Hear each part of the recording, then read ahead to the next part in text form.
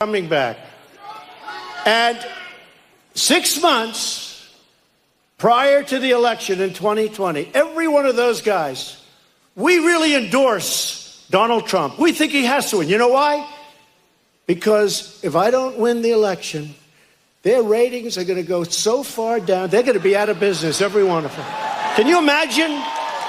Can you imagine covering Bernie or Pocahontas? Pocahontas, how about that? Pocahontas. Can you imagine these guys?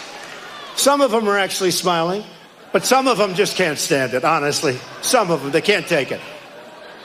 Can you imagine having to cover Elizabeth Warren for 4 years? You know, I was watching during the campaign, and Hillary was sitting right there, and Pocahontas was up, and she was so angry. Look, we love each other, the women, the men. We love each other. Everybody loves. She was so angry. I said, you know, I think she's losing the entire male audience and many of the women. She was going at it, and Hillary's sitting there saying, oh, my God, what did I do here? This is... But can you imagine if they had to cover some of these people that are running? I think any of them, to be honest with you. I think any of them. Oh, I'd love Oprah to win. I'd love to beat Oprah. I know her weakness.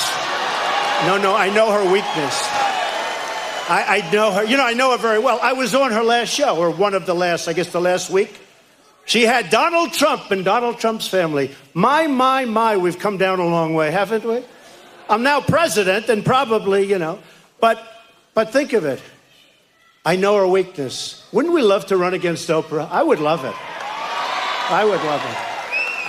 That would be a painful experience for her.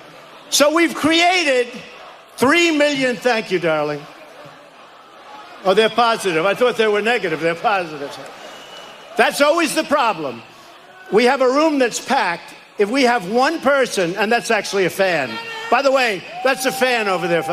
But if we have one person that speaks, it's like a big deal the next day. So we've created 3 million jobs since Election Day. Nobody thought that was possible. We've passed the largest tax cuts and reform in American history. We've created more than 300,000 new jobs alone last month. And you saw the numbers yesterday. Yesterday's numbers, job reports, was among the best numbers ever produced in the history of our country. In the history of our country. In fact, my guys...